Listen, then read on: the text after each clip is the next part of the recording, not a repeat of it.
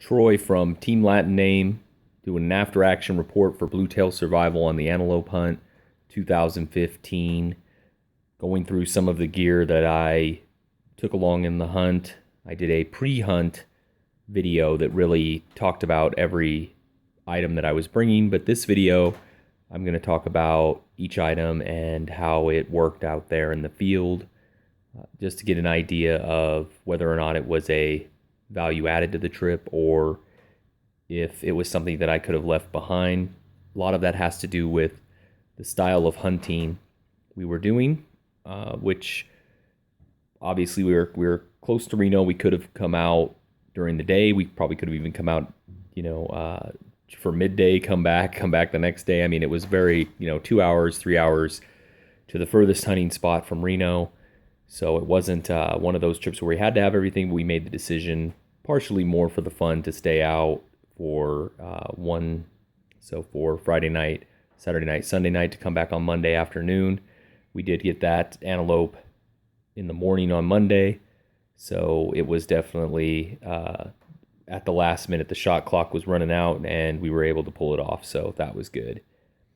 So I'm going to talk couple things about the items that I brought.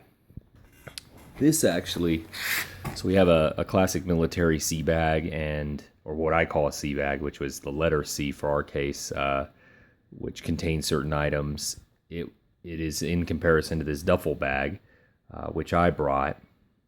Matt and I both use these bags for our sleep systems. So Pello's sleeping bags. It was actually colder at night than I thought it was going to be. We were by no means uncomfortable, but in my mind somewhere, I probably thought we needed just a blanket. It would not have gotten it done. A light sleeping bag would not have gotten it done. You would have been cold. It did get chilly. It was probably just the difference between the 100-degree weather during the day and the 60-degree weather at night, even though 60 degrees doesn't seem like a lot or, cold. Just having that change in temperature really has a drastic impact. So we were able to be very comfortable, though. Matt's bag definitely worked better. It's easier to zip, throw stuff in real quickly. We were moving around every single day, breaking camp, setting camp, breaking camp multiple times a day. So not that we got out the sleeping bags all the time, but just from the night to the morning, it was just an extra amount of effort that it would have been nice to have a bag that had a zipper. I have a sea bag like that, and that's the bag I'm talking about, by the way, but I did not bring it. So that was a mistake. Shovel, obviously, something that's crucial. We used every day. Yeah, so there's the duffel. My truck box and slime kit, that's a if you need it kind of deal. The slime kit for the air pump, I didn't use it this time. I didn't air down tires or anything. We were mostly on dirt roads traveling, 50 plus miles an hour, getting to different locations. So there were times when I probably could have aired down, but I didn't.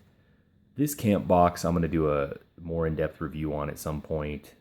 It's the dimensions that it is, so anything that's in it, you can just fill it up as much as possible. It definitely served its purpose. It's probably, I'm at least going to show. So for future video, when I pack it right, that it's in chaos right now. I mean, we're just reaching in and out of there constantly, grabbing stuff. But yeah, it served its purpose for sure. And that just contains all the camp items that we need to be comfortable. The Weber grill, it's a great grill for, cooking steaks and such, but probably not the best grill for the type of camping that we were doing. I would say that a burner would have been better, because really it took forever for this thing to make coffee, which was kind of disappointing. But it definitely did the food stuff. We did some sausages, ribs, things like that, right? So it wasn't roughing it by any stretch of the imagination. And for that purpose, this thing is awesome. But on those roads where it was, real washboard and everything, it just makes too much noise.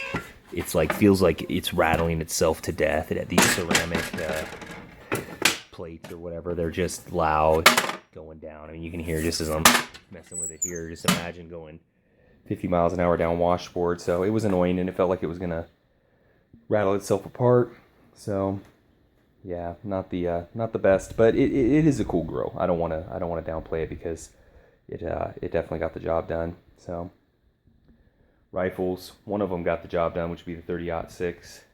I'll have to do do a thing on that at some point. Truck bag did what it was supposed to do. I think the only thing we really need out of there was gloves, and Matt needed some ibuprofen at one point, but that was about it. So Coleman 1 gallon containers for propane. I only used probably about 1 1/4. That was with the Weber grill.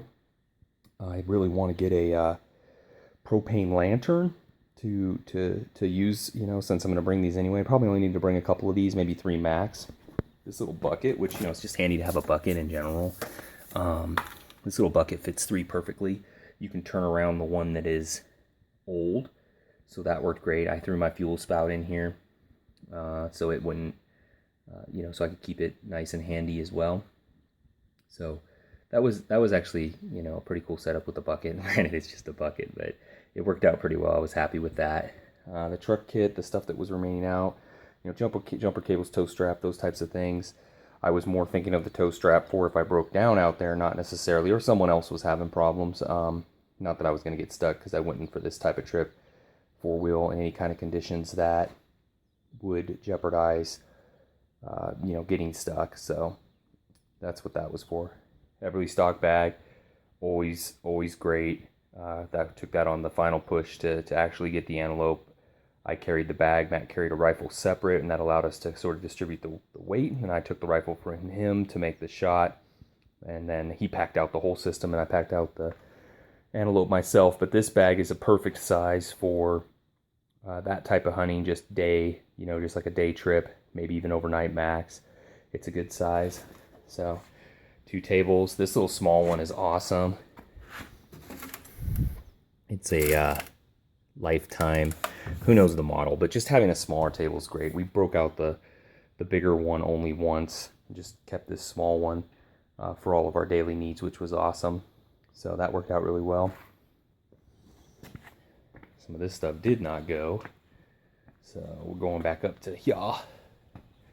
So the Delorme, really loving this thing. The InReach, paired with a smartphone. I use an Android Galaxy S5.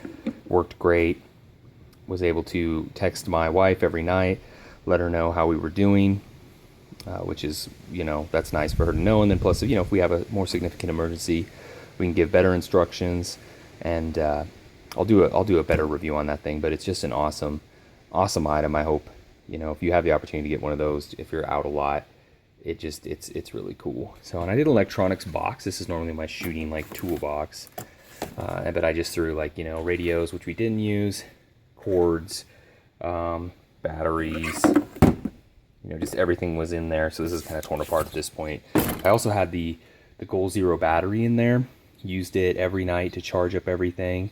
Did not have the opportunity with the style of hunting we were to really test the solar panel. I did put it out one time when we were relaxing in the afternoon, and it did what it's supposed to do. Definitely going to take multiple days to charge. That is way more of a stationary kind of setup. So we used the battery, probably got it down to 80% for 3 days, charging my phone, Matt's phone, the Delorme, all that stuff. So great, just a boonie. Got Marpat. Matt made fun of it because I'd given him a lot of crap about getting Marpat, but it worked out well. Toyota made it home, which was cool. Did what it needed to do. That's been a solid vehicle for me, other than its cylinder head failure, which happened, back here. Luckily, not way out, but that was cool. I wanted to do more of a review on this hitch. I think it's a master-built hitch. They don't make it anymore, though. But this thing, I've had it for probably about 3 years, and it's been awesome. I carry 10 gallons of water, 15 gallons of fuel on it through rough terrain, and it has just been a workhorse. So I also like it because it has that bent. You see kind of how it angles up to give more clearance. The Toyota actually drags a lot in the back, even with this moderate lift, which is just about a 3-inch lift. It still, will drag a hitch pretty easily. So this style has really worked out well. Having that bend, and then it's been able to support the weight. We did have the fuel cans come off at one point. We were doing this long trip through this narrow canyon that was really rocky, and it bucked some of the cans off, but the straps held, so thank God we didn't lose anything. We would have come back the same way though, so hopefully nobody would have stolen them, but we would have recovered them. Didn't get a chance to use this. This was the hitch mounted dressing station, I guess you could call it. It has a little hook that you can pull up. I didn't get the piece that runs between the legs. This would have been awesome had we been in a situation where, you know, we were more stationary, but it just stayed up on the roof rack the entire time, so it worked out pretty well. So yeah, all in all, I would say moving around as much as we did was not preferable. Finding a single area and sticking to it is definitely a better way to hunt in general, but we did learn a ton about the area we were in, which is cool. Scouting, another major thing to do. I would not have known where to go. We had several locations I had pre-scouted before. I'm going to throw this out too. So I had this Coleman cooler, which is just a basic cooler, filled it up with ice, but then what I did, I used one of these shopping insulated bags. You know, they're just kind of something you may have around the house. It's something I probably would have never bought, but my wife has them. So I had a couple of those, and I packed down the ice, and then I put those on top, and I was able to really keep that insulation going. So we had, you know, in 90-degree plus weather every day, we still had good ice on that Monday morning to bring that antelope back. Those are my solo boots, which are cool. I mean, they have their pluses and minuses. I have to really get the boot stuff locked in because I've had a lot of difficulty getting that right. But yeah, that was a cool way to go with the ice. So just throwing that out as an option. Maybe I'm gonna look to see if there's some sort of insulated bag or insulated barrier. It's just, that was a good idea. You know, double up your insulation, kind of make a poor man's Yeti cooler, I guess. So that worked out well. So again, signing off. It was a very, very fun trip. Learned a ton. We'll try to, you know, do some more gear reviews and talk about how that stuff worked in the field, and what our experiences are. That's how you get experience with your gear, is to actually get out and use it, not just to have it all new. Everything now is completely covered in dust and well used. So it was a good time. All right, guys, take care.